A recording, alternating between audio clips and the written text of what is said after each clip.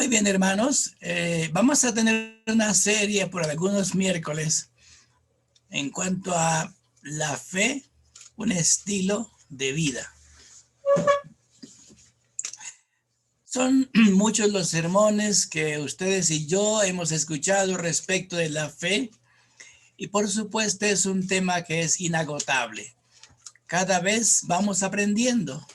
Tengo el privilegio de aprender cada vez que el Señor me muestra un tema que debo predicar. Entonces yo tengo la oportunidad de aprender también. Y esta vez vamos a hablar de la fe como el estilo, un estilo de vida, una manera de vivir, no simplemente un acto que de pronto se ejerce cuando tengo problemas o un acto que de pronto se ejerce cuando estoy orando al Señor, sino es que es un estilo de vivir, es una manera de vivir que de esta forma pues vamos a entender esto. Pero para comenzar hoy vamos a preguntarnos en qué consiste la esperanza cristiana. ¿En qué consiste la esperanza cristiana? Um, Hebreos 11 nos ofrece pues una perspectiva diferente de la fe. La fe, ya dije esto, como un estilo de vida. Ese estilo de vida nos hace pensar en la esperanza, en la esperanza cristiana.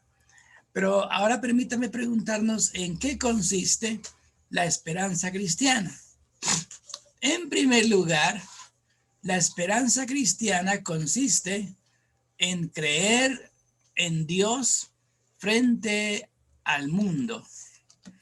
La esperanza cristiana consiste en creer en Dios frente al mundo. Vivimos en un mundo que dice creer en Dios, pero cuando pensamos en esta esperanza cristiana que nos lleva a creer en Dios frente al mundo, es porque el mundo contempla una realidad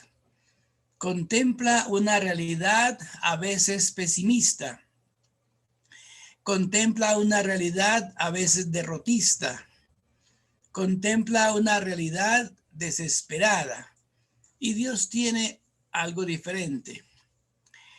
Los patrones del mundo nos muestran una perspectiva que es completamente diferente, es una perspectiva pesimista. Cuando uno de pronto escucha a los muchachos, y yo hablaba de eso con mis hijos, cuando uno escucha a los muchachos, ellos tienen una perspectiva pesimista. ¿Para qué me caso con esta situación tan terrible que se va poniendo cada día? Con esta situación tan insoportable. Y si me caso, ¿para qué tengo hijos? Traer unos hijos al mundo, a este mundo tan diferente, tan difícil, tan perverso, ¿para qué? Mejor continúo como estoy. Y así por el estilo, ya les doy unas luces de lo que pueden pensar. Matrimonio, por ejemplo, hijos, esas cosas como que pierden el sentido cuando pensamos como el mundo piensa. Como que pierden el sentido cuando pensamos como el mundo está pensando. ¿Cómo está pensando el mundo en esta pandemia, por ejemplo? ¿Qué es lo que se oye diariamente? ¿Qué es lo que se escucha? Bueno, ya llegaron las vacunas, pero a pesar de esto, ¿qué es lo que se escucha diariamente?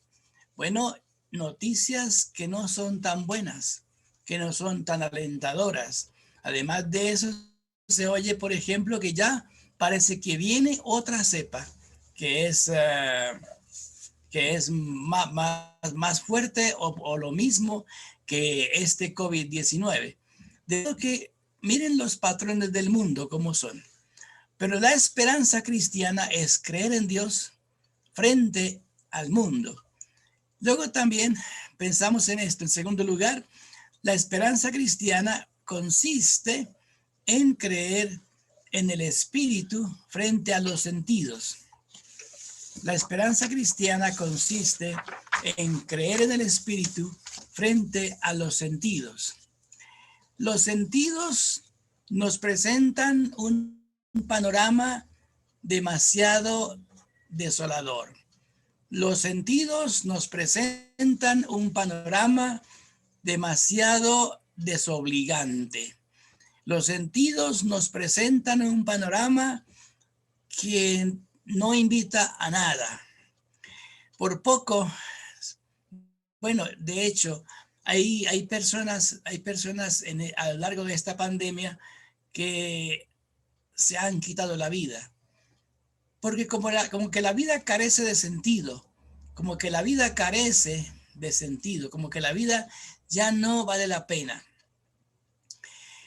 Entonces, cuando pensamos en la esperanza cristiana, estamos pensando en creer en Dios, en creer en el Espíritu frente a los sentidos. Es decir, cuando pensamos en la esperanza cristiana, pensamos en guiarnos no por los sentidos, no por lo que se puede ver, por lo que se puede oír.